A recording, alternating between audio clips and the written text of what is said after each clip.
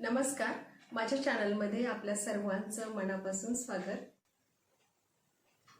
सध्या हिवाळा सुरू आहे आणि कडाक्याची थंडी पडली आहे। मग काय, घरोघरी आता पौष्टिक लाडू करून खाण्याची रेलचेल सुरू आहे। असाच एक पौष्टिक असा आपण लाडू आज तयार करणार आहोत। करायला अतिशय सोपा आहे आणि असंख्य आजारावर गुणकारी आहे। तसेच स्पेशली हिवाळ्यातील केस गळती असो किंवा त्वचेचे आजार असो, यावर अतिशय प्रभावी असा हा लाडू आहे। असा हा पौष्टिक आपण जवसाचा, त्यानंतर तीळ घालणार आहोत, यामध्ये ड्रायफ्रूट्स आहे आणि शिवाय डिंक आहे। त्यामुळे अतिशय पौष्टिक आणि हेल्दी असा हा लाडू तयार होणार आहे। अतिशय सोपी रेसिपी आहे, पौष्टिक आहे, चवीला अतिशय अप्रतिम आहे आणि शिवाय 2 महिनेसुद्धा अजिबात खराब होणार नाही। चला तर मग, एवढी पौष्टिक आहे तर पटकन सुरुवात करूया।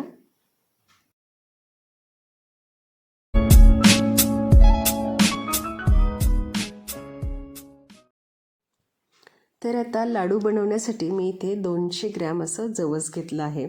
तर जवस स्वच्छ निवडून घेतलं आहे आणि पुसून घेतलेलं आहे। आणि आता एका जाड बुडाच्या स्टीलच्या कढईमध्ये अगदी मध्यम आचेवर आता हे जवस मी चांगल्या प्रकारे असं भाजून घेणार आहे। तर आपल्याला सतत हलवायचं आहे आणि गॅसची फ्लेम आपल्याला कुठेही वाढवायची नाही। अगदी लो टू मीडियम फ्लेमवरच आपल्याला हे जवस मस्त खमंग भाजून घ्यायचं आहे। जर गॅसची फ्लेम मोठी असेल तर जवस करपू शकते आणि आपल्या लाडूमध्ये याची चव चांगली येणार नाही। तर साधारणपणे 4 ते 5 मिनटं मी असं जवस भाजून घेतलं आहे। छान असं गरम झालं आहे, हाताला बघितलं तर चटका लागतो आहे। म्हणजे साधारणपणे 50% जवस भाजून झालं आहे। आता या स्टेजला मी यामध्ये तीळ घालून घेते। तर साधारणपणे मी इथे 100 ग्रॅम असे तीळ घेतले आहे आणि आता हे तीळसुद्धा आपण आता यामध्ये भाजून घेणार आहोत। तर तीळसुद्धा आपल्याला यामध्ये मागून घातले आहे, कारण तीळ भाजायला जास्त वेळ लागत नाही आणि जवस 50% भाजल्यानंतर आपण तीळ घालतो आहे।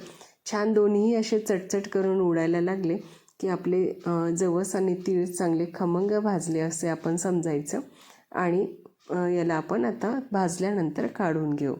तर थोडंसं हवं तर आपण खाऊन बघायचं। छान असा खमंग असा तोंडामध्ये स्वाद आला की आपलं जवस आणि तीळ चांगल्या प्रकारे भाजलं असं समजायचं। चांगलं खमंग भाजलं म्हणजे लाडूमध्ये चांगली चव उतरते। तर आता हे भाजून झालं आहे, एका ताटामध्ये काढून घेऊ आणि याला आता थंड होण्यासाठी बाजूला ठेवू। आता सेम त्याच कढईमध्ये मी इथे 100 ग्रॅम असं खोबरा किस घेतला आहे। तर आता आपण हवं तर सुकं खोबरं किसूनसुद्धा घालू शकता, परंतु मी इथे रेडीमेड डेसिकेटेड कोकोनट पावडर घेतलेली आहे। तर आता ती मी यामध्ये घालून घेत आहे।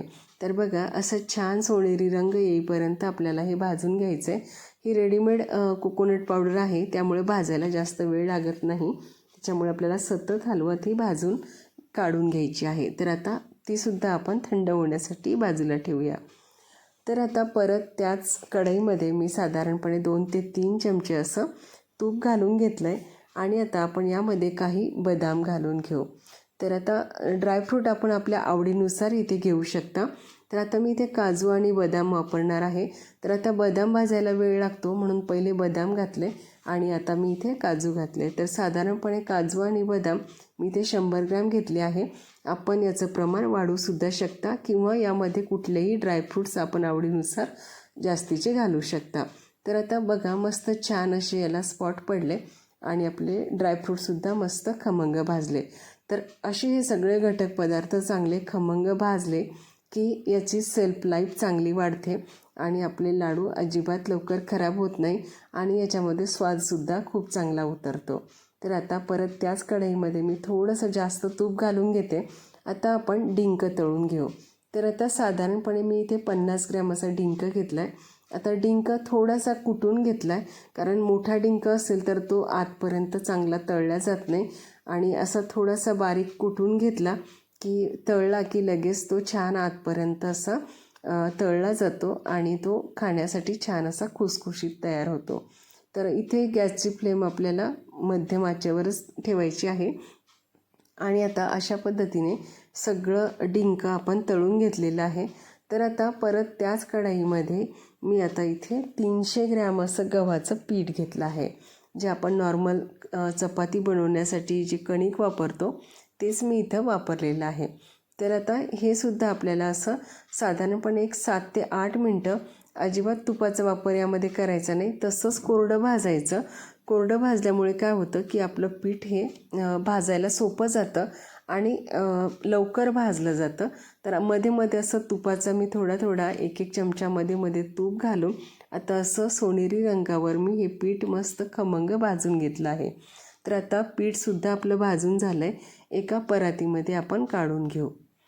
तर अशा पद्धतीने आता हे सगळे भाजण्याचे जिन्नस आपले भाजून झालेले आहे. आता एकीकडे आपलं तीळ आणि जवससुद्धा मस्त असं थंड झालं आहे.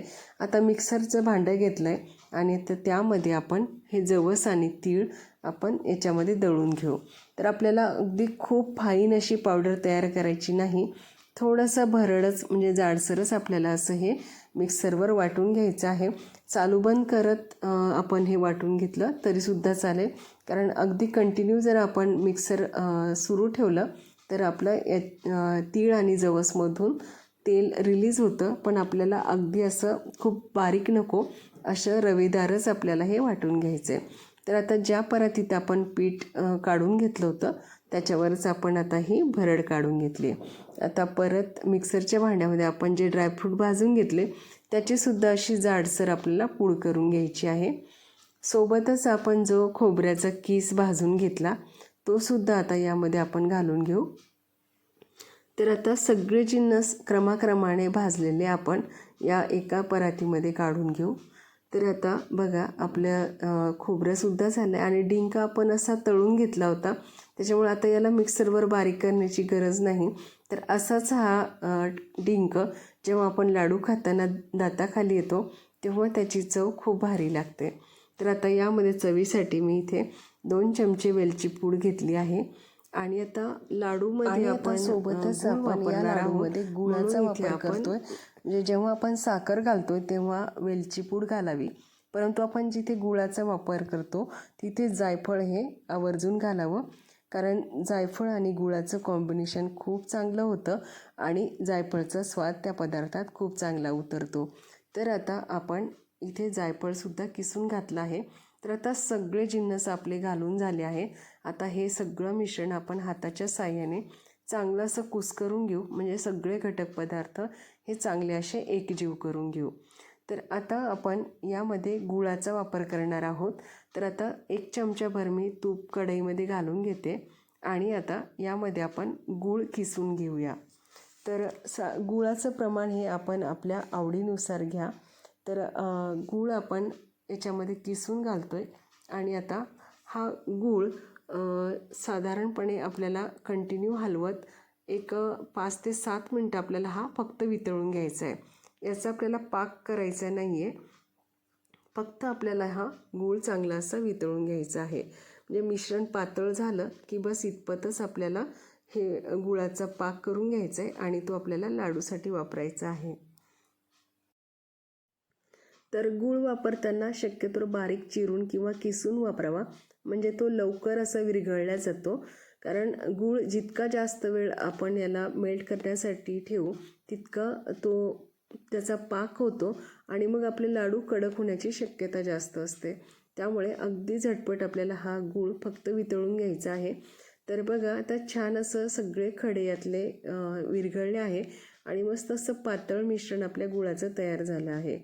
तर आता या गुळामध्ये बरेचदा असे बारीक खडे असतात किंवा काही कचरा असतो, तर अशा वेळेला तो चाळणीने गाळून घ्यावा.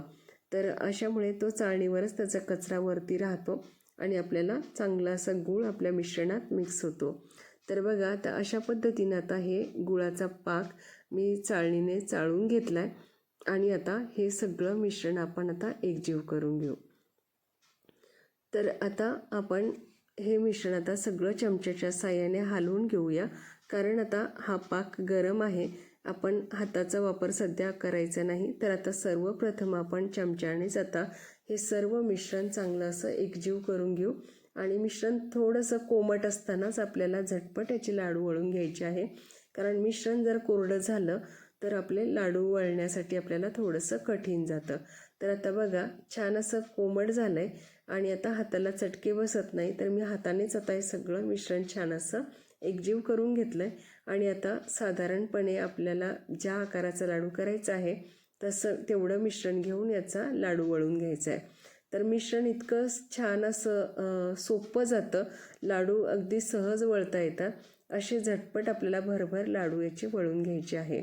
तर हे लाडू हिवाळ्यामध्ये फार एनर्जी देतात, कारण यामध्ये आपण डिंक वापरला आहे, ड्रायफ्रूट वापरले आहे, तीळसुद्धा वापरला आहे आणि जवससुद्धा आहे.